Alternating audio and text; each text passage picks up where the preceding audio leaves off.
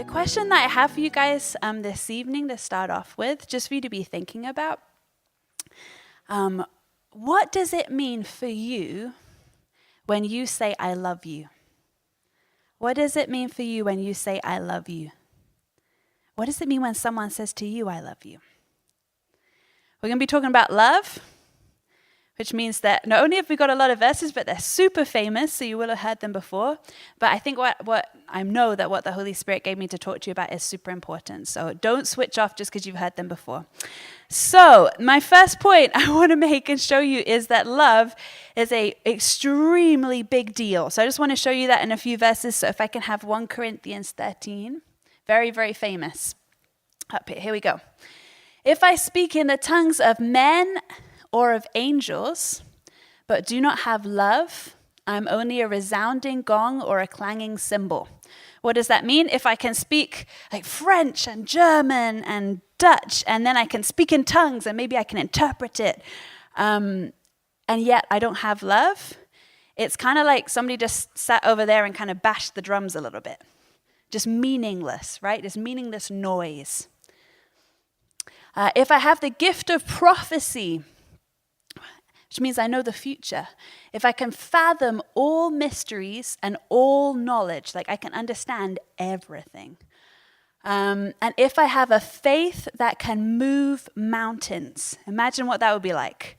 Faith that can move mountains. Like we're just sat right here and I'm like, Christmas tree, move over here. You'd be impressed, right? It says, but do not have love, I am nothing. Means nothing. If I give all I possess to the poor and give over my body to hardship that I may boast, but do not have love, I gain nothing. So when I read that, I kind of think it's like I could be the best Christian in the whole world and, like Mother Teresa and be giving everything away and be going through all this pain because I'm giving things away. But if I don't have love, it's as if I didn't do it. I don't gain anything. Are you getting the idea that this love thing is a super, super, super big deal? Okay, can I have 1 John 4? Dear friends, let us love one another, for love comes from God. Everyone who loves has been born of God and knows God. Whoever does not love does not know God, because God is love. Okay, we've all heard that one before and we've probably seen it on a bumper sticker, but have you really thought about it? God is love. And then lastly, John 15, 9 to 10. As a father has loved me, so I have loved you. Now remain in my love. If you keep my commands, you'll remain in my love, just as I have kept my Father's commands and remain in his love. And then the next one along. My command is this: love each other as I have loved you. Greater love has no one than this, to lay down one's life for one's friends. And Jesus actually says this 3 times. Jesus gave us a lot of commands, a lot of different things that we should do, but only in this one instant does he say, my command is this, kind of like, okay, I really want you to do what I say, and this is the thing I want you to do above all. And he says, love one another as I have loved you. And then he says, hey, this is what love looks like, laying down your life for your friends. That's what I want you to do. So you're probably getting the idea. Love is a massively big deal. I could have picked probably about 16 other scriptures to show you that. Massively, massively big deal. However, with that said, I think love is a little bit confusing in the culture that we live in. That's why I asked you that question, what does it mean when you say, I love you? What do you think? What does it mean when you say, I love you? The culture that we live in, see whether you agree with me, but I feel like the culture we live in kind of makes love an emotion, kind of like a feeling that you feel. For example, have you ever been in a situation where somebody's relationship has broken up and the reason is that they fell out of love? They just don't love that person anymore. What are they talking about? They're talking about an emotion that used to be there that's gone away, right? And I think also it's sometimes in our culture we feel like love kind of validates relationships. It's like, well, why did you do that? Well, because I loved them. And what does that mean? It means because I felt this emotion of love, right? And that's why my relationship is valid. We should be together because we love each other, right? It means we should be together because we feel this feeling for each other, right? So is that the case? Is love an emotion? Now, I don't want you to think that emotions are bad, or that they're, always unhelpful, or that God doesn't have emotions, or that we shouldn't have emotions. That's not what I mean at all. But in the Bible, love, when it talks about God's love, it's never, pretty much never talking about an emotion. In the Bible, when it talks about God's love, it's actually talking about an action. It's talking about something that you choose to do. I think you can kind of see that from, when I read God is love. It'd be kind of weird if it was God is an emotion, wouldn't it? Anybody kind of agree with me on that one? God is a fuzzy feeling? I mean, that'd be a bit strange, wouldn't it? But if you probably have to study into this and kind of look at this and maybe look at some of the million verses that I'm going to have for you guys. But when it talks about God's love, it talks about an action. It's always talking about something that you do. Now, if we look at God's love and we think about it as if maybe this is, an emotional thing, just an emotional thing, the problem with that is that sometimes we start thinking, okay, God loves me means God feels this feeling for me. Well, feelings kind of go up and down, don't they? Have you noticed that? Feelings go up and down a whole lot. Tell you what, when you're pregnant, feelings go up and down a whole lot, right? I'm experiencing that. Do I love Jacob when I feel that feeling for him? What about if I wake up in the morning and his breath doesn't smell so great, and not that would ever happen. Or what if we have a fight and I'm just so frustrated with him? What if I bent down with my pregnant back hurting and picked up his socks from the floor, for the 1,000th time and just thought, does that mean that sometimes I love Jacob, but sometimes I love Jacob, but sometimes I don't love him? Like at 1:00 on a Tuesday, I loved him because I felt this love feeling, and then like at 3:00 when he did something that irritated me, I didn't love him anymore. Is that what it is? What if God was like that towards me? Ooh, that wouldn't be so great, would it? So what does it mean when you say I love you? When I'm talking about love for Jacob, am I talking about an emotion? When we got up on, actually pretty much right about here probably, and we said our vows and we said, I'm going to love you forever, basically. Was I vowing to Jacob that I would feel a feeling for him forever? What was I vowing? It's worth thinking about, isn't it? Like, what do we mean when we say I love you? So, God's love. As you read the Bible is this amazing, I love its, the beginning of it at least, is an amazing story, right? So as you read the Bible, there's this story of God like interacting with people. And, this journey that he goes on with them. And a lot of the people that he goes on this journey with the nation of Israel. And you gradually get this character revealed, that you learn about this God and what this love means. Because in the Old Testament, it talks about God's love too. It's like moments, almost like a parade, when he's like walking, like revealing himself to people. And it says, the Lord, the compassionate and gracious God, slow to anger, but abounding in love, right? It's like announcing, this is who he is. He's compassionate, he's gracious, he shows love. And you get this idea, through the way that he treats people, that he's loving and that he's good. But then the climax of this, when we really see who he is when Jesus comes. And it's not that God wasn't love before that and God wasn't demonstrating love before that. It's like this is the moment where he really shows it, and it's like we have this opportunity to see that's what love is. That's what he was talking about. So if you bring up 1 John 3:16. Here we go. This is how we know what love is. Jesus Christ laid down his life for us, and we ought to lay down our lives for our brothers and sisters. So the Bible is really clear about what love is. It even has a bit that says, this is what it is. You could highlight it. This is how we know what love is, that Jesus laid down his life for us. So what does that mean about his love? It talks about a lot in the Old Testament, but it talks about the steadfast love of God, right? Now you might be sat there thinking, or I might have thought before, okay, God always feels this feeling of love for me, and that's why it's steadfast love, right?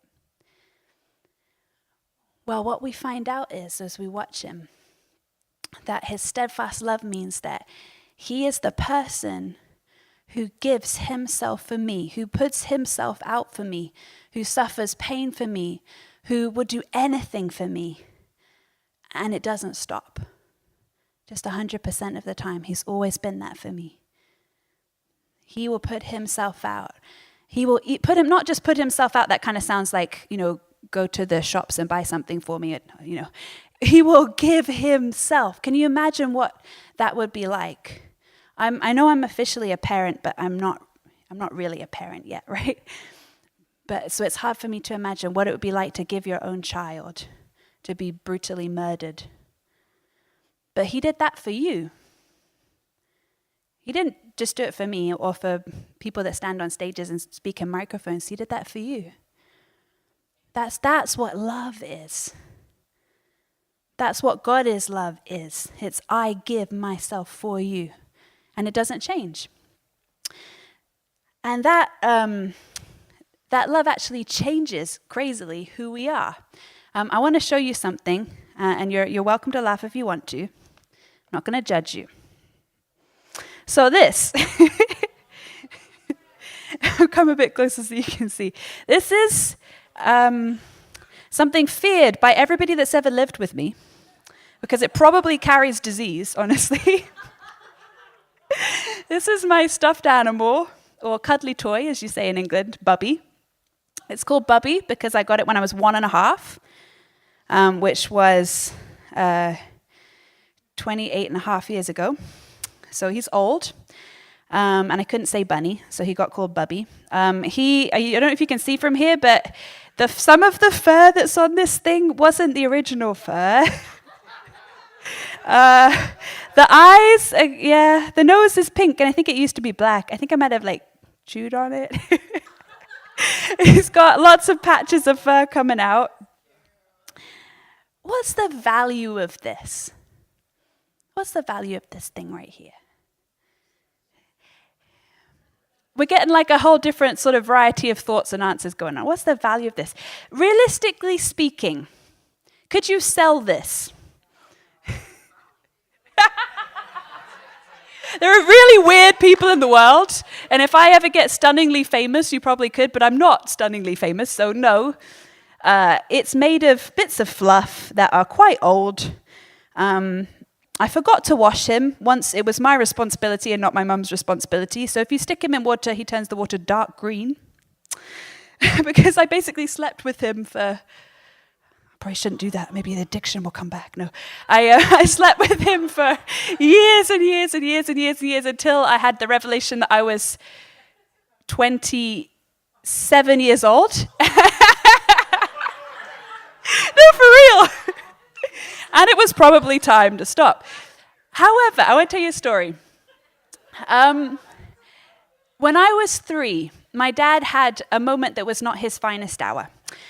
He had a 3-year-old, and he had my sister who was about 6 months. We were on an island called Lanzarote, near Africa, on vacation, because I'm from Europe and we go crazy places. And he decided to go check on his wife and the sleeping baby in the car, leaving the 3-year-old on the beach next to the ocean. And I think Jesus protected my life because my mum was like, "What are you doing?" And he ran back down and he rescued me, and I'd kind of climbed on this little rock and the ocean was like all around me. So that's pretty terrifying. But what happened was he rescued me, and then he brought me back to the car, and then suddenly he just took off like a mad person and started swimming out to sea as fast as he possibly can. Can anybody guess what might have happened? Yeah. If you're a parent of a small child, you may understand this, or you may think that this was overkill. But as the 3-year-old in question, I can promise you it was not overkill. Bobbing on the horizon was my whole world, right? And my dad swam out, risked his life. No, he's a good swimmer. He didn't really risk his life. He's a really good swimmer. He swam out and he rescued Bubby. And I still remember, I was 3, and I remember I can see a picture of like a sink like above my head, because I was really little, and like him being washed out in the sink, and how I couldn't sleep with him that night, so I had to sleep in my parents' bed. What's the point of that ridiculous story? What's the value of this? If that 3-year-old didn't love this kind of rabbit, it would have no value, would it? But the value came from the love. That 3-year-old loved that bunny, even to where I can't throw this away, even though I'm 30 years old and I don't love this bunny anymore, I don't think. And Jacob has tried, I think. And various roommates have tried. And one of my roommates pulled its head off once. I just want to put that out there. It was by accident, but it still happened. And they're not here. It was in Canada. I can't even throw this away because I remember the love that 3-year-old had for it. Why am I telling you this? Love actually changes your identity. I'm not of much value in myself, but God gave Jesus for me. Not only does he feel an amazing feeling about me, because he does, but he chose to give everything for me. That means I'm incredibly valuable. I have so much value. That means you have incredible value. That means I don't get to hate myself, and I don't get to walk around feeling like crap, and I don't get to say mean things about myself, because I'm somebody that Jesus decided to die for. Right? That's what love is. Gives value. It changes identity. And it's not based on who we are. If you think about it, I didn't love this rabbit for any particular quality of this rabbit, did I? Like he's the best stuffed animal in the world, and that's why I love him, right? Probably not. I just want to show you something real fast. This is nothing to do with what I'm talking about, but I just thought I'd bring this. This is Jacob's stuffed animal.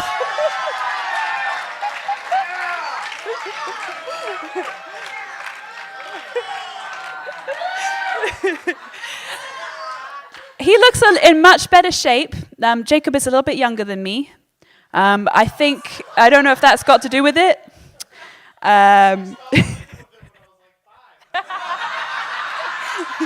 He says he stopped sleeping with it when he was 5, so he had me beat. There's no reason why I brought that out other than to embarrass my husband. Okay.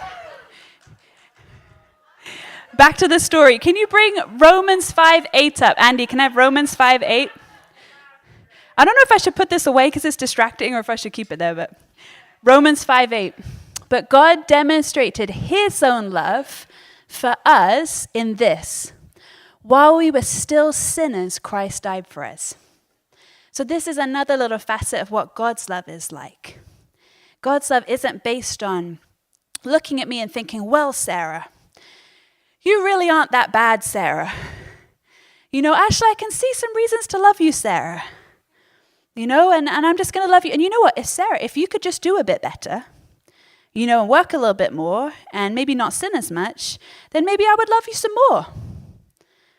It's not like that at all. It says, while we were still sinners, if you just think about your lowest point, maybe don't think about it too long, but, be aware that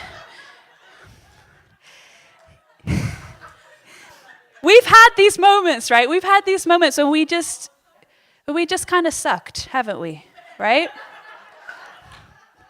Now I'm making you laugh when I'm not trying to make you laugh. Oh dear. He loved me. He sent Jesus for me, for that Sarah, for that one, the one that's ashamed, the one that just kind of sucked, the one that just got it wrong. He sent Jesus for that. You know how much confidence that gives me? Is he going to stop loving me? And what do I mean by that? I don't mean, is he going to stop having fuzzy feelings for me? Though also I don't think he is. Is he going to stop giving himself for me? Is he going to stop always having patience for me? Is he going to give up on me at some point? No. He did it. He did that for me when I was a total mess. So love, it gives value, and it's not because of my value. It gives value. God's love is pretty amazing, isn't it? And lastly, it doesn't change. You know, this isn't a fuzzy feeling, right? That goes up and down and around and about. It doesn't change. You know, we've all had people that said they loved us and then did things to us that were not love, right? Or put us in situations that were not love. He's not like that. He doesn't say, I love you, and then let you down. He doesn't ever. When he says, I love you, it doesn't mean a fuzzy feeling. It means, I will give everything for you at my cost so that you can have something good. That's what his love feels like and looks like. Okay, so what about us? You know, how do we respond to this? You know, the reason why I'm talking to you guys about this, I'll put my embarrassing stuffed animal away. The reason why I'm talking to you guys about this is because, and a lot of times, what makes our Christianity work is whether we are actually responding to this love, whether we're responding to this, whether we're getting it. I don't know how to explain about God's love to you in a way that it gets you. I really don't.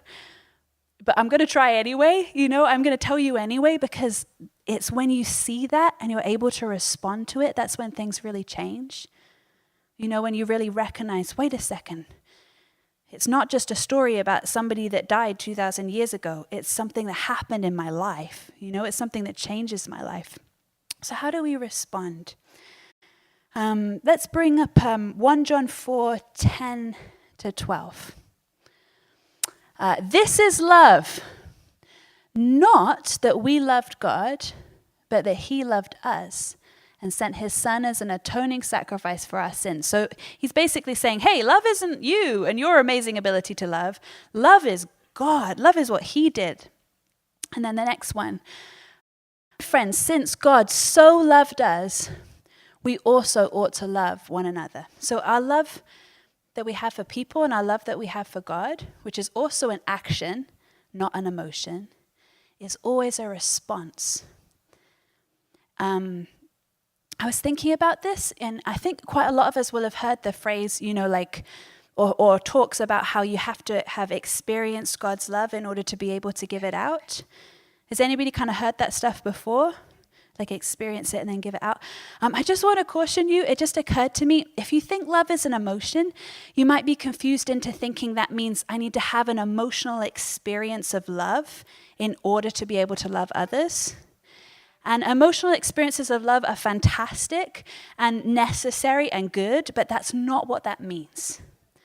It's not because my emotions got touched by a feeling of love that from there that I then go and love other people.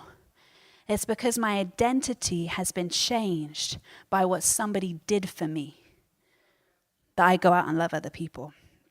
It's because I honestly should be in the trash can, but I'm not. Instead, I'm the person that someone's swimming out to go and get because somebody loves me that much, because I matter that much to somebody, because they're willing to give that much for me, right? Okay.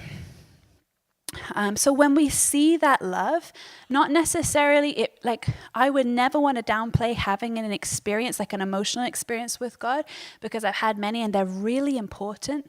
And if you're not having those, that's not good. And you need to, that's something you need to work on and ask Jesus to open up your heart, because emotions are really helpful and good.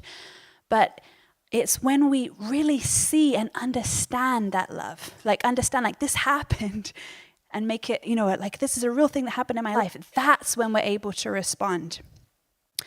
In 2 Corinthians 5, Paul talks about it. He says, "For Christ's love compels us because we're convinced that one died for all and therefore all died." So what's he talking about? Christ's love compels us. What he means is that he is convinced. He says he's convinced, right? He's convinced that Jesus died for him, for everybody. And because of that, he can't help but do something. That's what compulsion is. Compulsion is like, I just somehow or other, it's just making me do it. You know, he's saying this love, not that I feel necessarily, but this love that's a real thing that happened, it makes me have to respond. Like I have to respond. It's like I can't help it. You know, if you look at Paul's life, it's like something was driving that guy. You know, he was like here and he was there and he was shipwrecked and he was beaten and he was going from place to place. Why? He was compelled because of love, because he saw it. Even though he wasn't actually even there when Jesus was crucified, but he saw it, right? He saw this is a real thing. And then he continues, and he died for all, that those who live, so that's me, should no longer live for themselves, but for him who died for them and was raised again. So this is often how it goes when they describe this love in the Bible. It's like the first sentence is, this is how Jesus loved us. And then the second sentence is, and this is how we should respond. Because this love that demands a response, right? So I just wanted to tell you about a few kind of right and wrong responses. And we're nearly done. If you're getting bored, we're nearly done. So the first thing, a wrong response to this love would be being confused and thinking my love for God, when I say I love you to God, that means I feel a feeling. You know, and I think sometimes we might do that a little bit in worship. It's kind of like worship becomes something that we can turn up on a Sunday and a Wednesday and put our hands in the air and feel a feeling about God, right? And that's me loving him. Now, I think that that's valuable to him because to me, when someone feels a feeling for me, that's valuable for me. But that's not love. At least that's not the love that they're talking about in the Bible. So that would be a wrong response. That would be a confused response if you only did that. Not that that's a good thing, but if your love is just that, that's not saying I love you to God. Another wrong response would be performance. Performance is when we get confused, mostly because of our upbringing and how people have treated us, and we feel like I'm going to do these things that God's going to like. And then he's going to approve of me and he's going to love me and that's good. You know, so instead of I've been loved and I've seen this love that's happened for me and I'm compelled to do something about it. Instead it's, oh my goodness, I really hope that you love me, God, but I'm probably not good enough for you to love me, so I'm going to do good things and then maybe you'll accept me. Now, if you're feeling a bit guilty, like, oh man, I think I do that, you are not alone. Probably a lot of us in this room do that because it's hard to avoid because we're insecure. Performing is wonderful. Performing is awesome when it's because of love. Out of that, can you imagine the confidence you can have in life if you really know that you are that stuffed animal? You know what I mean? That you really are that object of somebody's passionate love as an action, not just a feeling, right? Great. You can go and do anything, right? You can go send things to NASA and to space and get all excited about it, right? Love. But it's no good when performance comes out of that place of insecurity of if I just do good enough things, he'll love me more. He'll never love you more. How could he possibly love you more than sending Jesus? He's maxed out on the amount of love that he can give you. He's maxed out. He can't love you anymore. And he's not going to love you any less. You have to look for a different reason for your performance. Performance is incredibly important, but that can't be your reason for why you would want to do the right thing, for why you want to do good things. Okay, couple more. Wrong responses. When your Christianity and your response to Jesus is that you've joined a club of people who believe the same thing. If Christianity for you is being in a club of people who believe the same thing, I mean, that's got nothing to do with Jesus. That's got nothing to do with love. That's got nothing to do with responding to Jesus. That's kind of like joining a political party or something. It's just got nothing to do with, that's just not it, But culturally in America and in other countries, that is sometimes what Christianity is. It's kind of like, a little bit like people say I'm a Democrat or I'm a Republican. People say I'm a Christian. And it means, I believe this, and so do you. And we're in a club together of people who believe this. That's got nothing to do with Jesus, right? Okay, and then lastly, ticking a box to go to heaven. Sitting in a seat to tick a box to go to heaven. That's not a response to Jesus. And it's also not probably going to lead to you going to heaven either if you read the Bible. Sorry.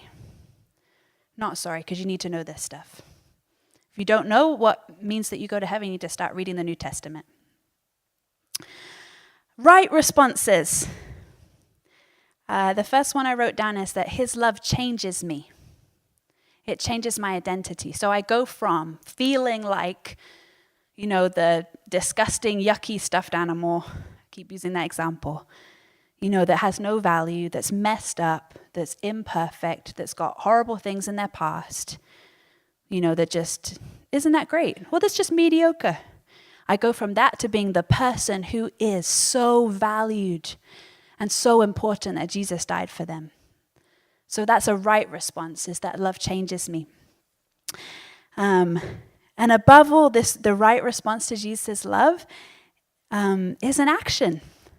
It's to love him in return. I can never love him as much as he loved me. I don't have a Jesus to give.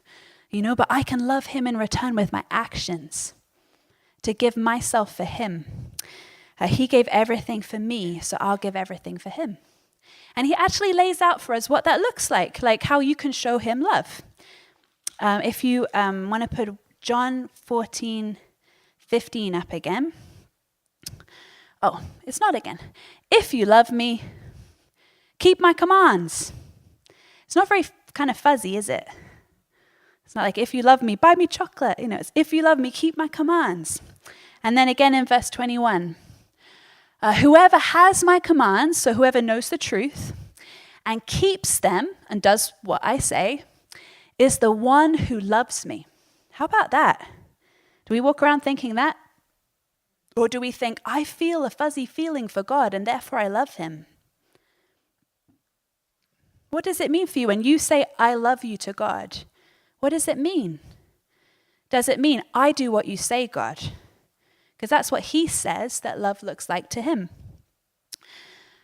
The one who loves me will be loved by my Father, and I too will love them and show myself to them. So it comes with a really cool promise. So okay, if you love me, you'll obey me. I just want to bring it right back to the beginning again. John 15:9 and 10. What did he ask us to do? As the Father has loved me, so I have loved you. Now remain in my love. If you keep my commands, you will remain in my love, just as I have kept my Father's commands and remain in his love. And then I think it's 12 and 13. My command is this: love each other as I have loved you. If you want to know what it looks like to love God, to say I love you to God, just a hint. The thing that matters the most to him are these people. That's what matters the most to him. That's what he cares about. He doesn't have needs. You can't really buy him a present. But these people have needs. So that's what he says. If you want to love me, do what I command. What's what I command? Lay down your life for the people around you, because they're what I care about. That's what love looks like. So I'm pretty much done, but just to recap. What does it mean when you say I love you?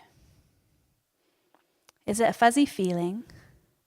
Or is it an action? Is it giving yourself at your cost for somebody else's good? That somebody gets good things at your expense? Is that what it is? And when it comes to God's love, how do you view his love for you? Is it like the love that you've received in the past from your parents, You know, like they say, I love you, and then their actions are kind of so-so? You know, or is it that steadfast, not changing, constant, he will give himself, he will put himself out, he will sacrifice so that I have good things? Because that's what it is in the Bible.